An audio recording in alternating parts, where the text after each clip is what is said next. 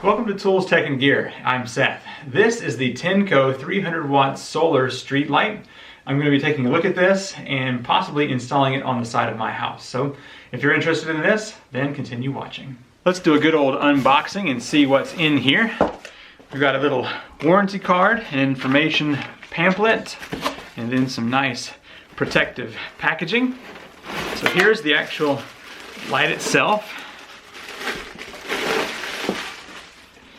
It's got 6 different sets of LEDs, and here is your sensor here and battery indicator. We'll go over all these things a bit more here in just a second.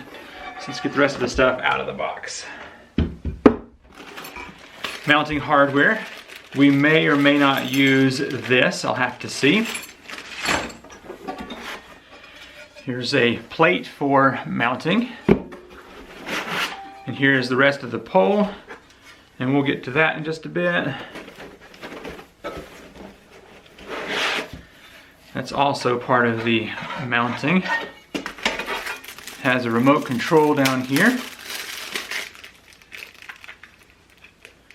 The batteries are separate in this little pouch over here. Alright, and then lastly, let me get to the bottom here so we can pull the solar panel out. And there we go. And we'll go over that spec sheet here in just a bit as well. Here is the full contents of the package. You've got the light itself, the different mounting brackets, the hardware, the remote control, information, warranty card, and solar panel. Let's take a look at all the components that came with the light. First of all, this pole is designed to both hold the solar panel, the light, and also mount to either a pole or to the side of a building. I'm going to be using the side of the house most likely, and so I won't have to have this other bracket over here to mount anything to. I'll just be going straight to the house. So we'll get to that here in just a moment. And now this one down here will mount to the back of the solar panel. So if I flip this over, this piece right here will be able to mount onto this back here, and then this piece right here is going to go between those to allow it to swivel in different directions to face the sun. So that will be nice and handy. And then this right here is going to go into this and can also swivel left and right to better angle into the sun even more. And then the light itself is just going to go over the very end of this, and that's going to be right over here. And we'll get to the install in just a moment. So I don't believe I need this piece for my install. Let's go ahead and get the batteries into the remote control. I have a feeling the batteries and the remote are one of those things that you use a couple of times to figure out what you like, and then you leave it alone. So it should have some charge in here, and the solar panel is not connected, so I think it will turn on. Let's give it a try. Yep. All right, there's our light on. So let me see what kind of settings we've got here. So I'm pushing the up or plus button, and I think it's as bright as it gets right now.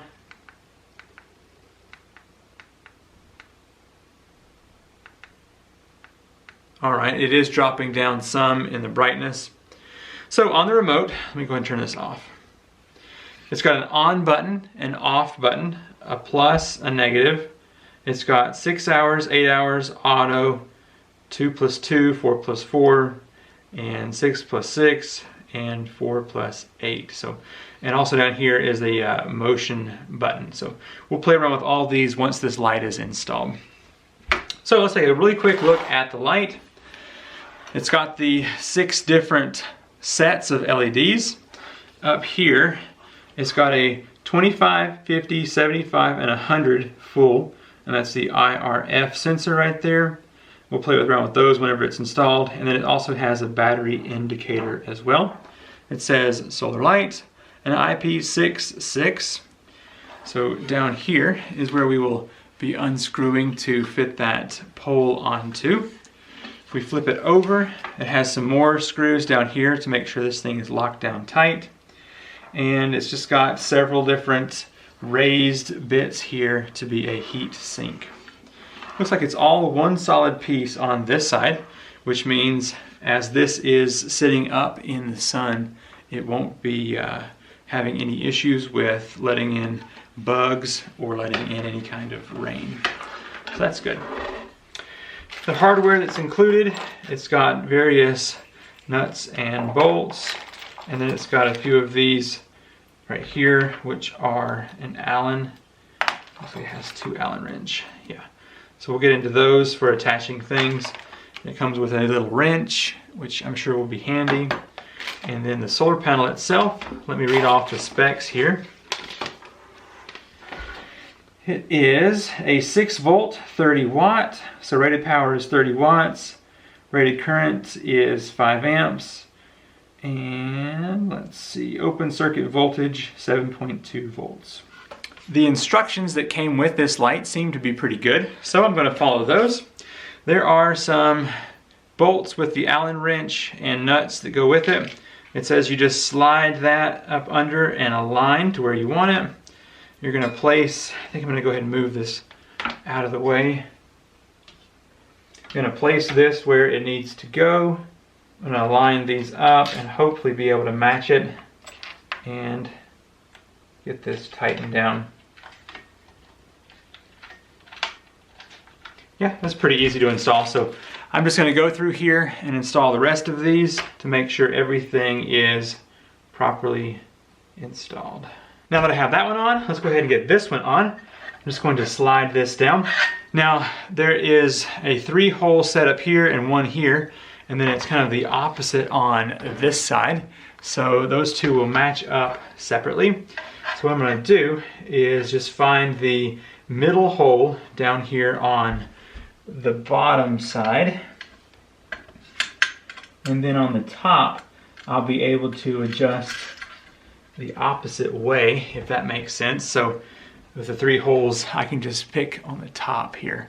Anyway, we'll get to that whenever we are installing this outside.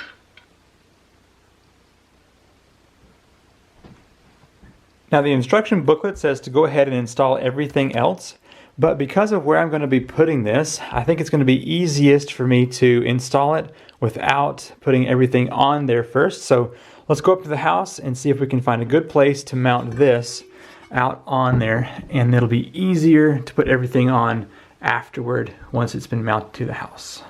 I would like for this light to be right here on the front of my house, and I know there's a support piece right here, so I should be able to mount this right here in the middle. And I'm just going to simply use some of these Torx head 2.5-inch screws with some washers, and it should be more than enough to hold this up with the 4. So let's go ahead and do that here.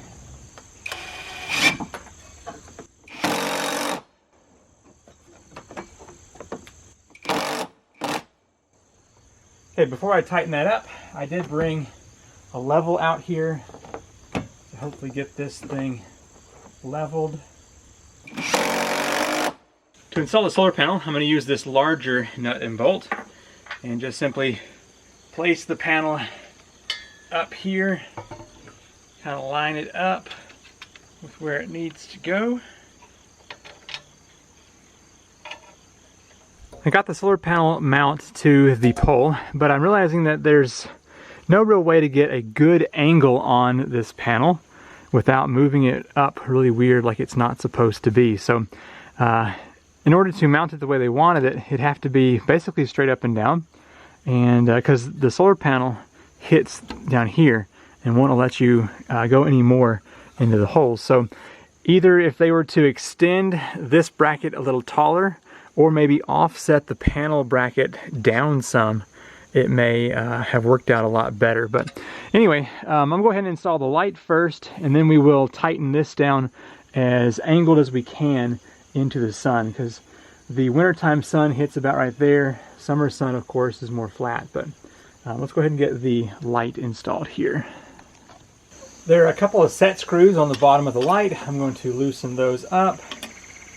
And then there is a plate on the top side that needs to be loosened up to allow it to slide down onto this pipe. So let me get those situated real quick. I'm going to slip the cable down here and hopefully be able to pull it out of the hole. Yes, there we go. All right. And then slide the light down here. May have to loosen it up just a little bit more. I've got it upside down. That's a pretty extreme light. I'm not sure I'm going to keep it here on the front of the house, just because it's pretty crazy. The 2 set screws in the back, I'm just tightening those down as well. I'm just realizing after the fact that the cable here is long enough to reach into the back of the pipe, go through the hole, and be inside here. Since I may not keep this here for very long, I think I'm just going to get this connected and then stick it into the front of the pipe here, and then later on I may put it somewhere else and have it properly tucked away in here. But for now, I'm just going to do this just to just get it up out of the way. That doesn't look too bad.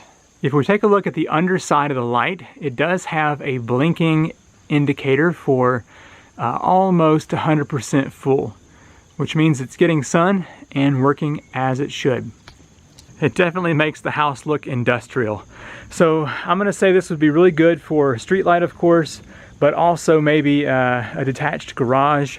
But for the very front of your house, maybe a little bit extreme. So I'm going to come back at night and we're going to test out all the different modes. But let's just take a look at it real quick. So I was able to mount this just straight onto the house using some screws. The panel up here I offset, hopefully you can see it. I offset it just a bit so that it would have more of an angle into the sun. And then I had to tighten these down to keep it from sliding around. And then I just tucked that cable up in there. This thing will be charged in no time. I'll be back whenever it's dark and we will run through all the modes that are on that remote control. It's 9:30 at night and the light has turned on by itself. You can see it picks up motion and turns on to the brightness setting. So I want to kind of go over the different modes here so you can see how bright it is in dim or how bright it is in full light. But it's totally dark outside and you can see this is providing a lot of light at that 300 watt setting. So I'll wait for this to turn off here in 30 seconds and then I will trigger it again. Okay, you ready? When I step out here, picks up that motion pretty quick. So here is the remote control. It has a number of settings. So you've got your on and your off up here. So if I go ahead and push the off, it's going to turn everything off. If I push the on, there we go, and now it's back on. So up here is your plus and then your negative. So if I push this, it's already on the lowest setting. Let me see if you can see a difference here. Oh yeah, definitely. It's going to double blink again when it has reached the full brightness. Let me step back so you can see this again. That is a lot of light here on the porch. All right, so back to our remote here. Let me let it focus. There we go. This is a 6 hour and an 8 hour. So that's going to keep the light on right here, full brightness for 6 hours straight. Now down here, this is a 2+2, and that allows it to be full brightness for 2 hours and then the motion for 2 hours, and after that it'll just turn off. So these are basically good settings to have at nighttime. So let's say I'm going to leave the house here at like 5 o'clock. Well, by 8 o'clock it'll still be bright, and then by 9 it'll go to dim, and you know, basically you can just kind of time your night there. And then down here is the motion detect, and that's just going to allow you to do that 30-second on, and then it'll just be off for as long as there's no motion. So I think I'm going to go out here to the shop and work for about 2 hours. So if I push that 2 hour, there we go. All right, so it should stay on full bright for 2 hours and then go to the dim. So let's go ahead and set it there for now. But anyway, It's a pretty handy number of settings you've got. And so this should stay on full bright. So let me walk away and see if it dims down.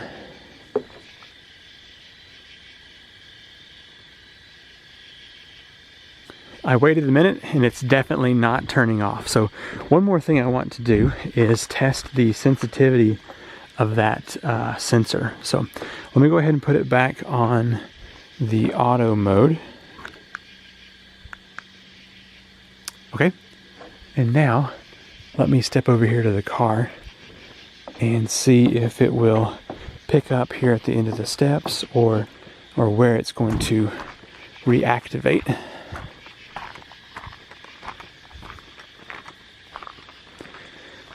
Okay, I'm just here at the edge of the house, so I will wait to make sure it goes to dim, which I believe it just did. And let's act like I was coming out of the car here. See when that thing is going to trigger. Right there, nice. So I am about 30 something feet away from that, which is good because when I get to the steps, I want to be able to see going up here. And that would definitely do it. Okay, let me set this on the 2-hour mode. I'm gonna go work for a while and we'll see if it has clicked back down into the other mode. After 2 hours of work in the shop, the light did go back to the dim mode, expecting the sensor. And then after that, I went to bed. I had to get up at 5 to do some stuff in the house, and the light was off, but it still had the 3 red charged buttons on down here. And so it definitely was working as it was supposed to. So it just turned off after the 4 hours total period from pushing that 2+2 button. So everything seems to be working just well, like it's supposed to. And it's big. It's too big for this space. My sister came over and said that it was interesting, but I may leave it up for a little while, see if it grows on me here. But it's definitely good for, I would say, a parking garage or maybe a basketball court, because you can click the button to turn this on and stay on, and that way you could light up the court while you're playing. And to be honest, it was putting light down here to the playhouse enough that you could almost read. So definitely produces a lot of light. If you had 2 of these on a basketball court, it would be more than enough. Well, if you want to check out this light, I have a link to the Amazon page in the description down below. It seems like it works pretty good, and it's big, too big for the front of your house, but it's a nice light. Thanks for watching, and I'll see you in the next video. Bye.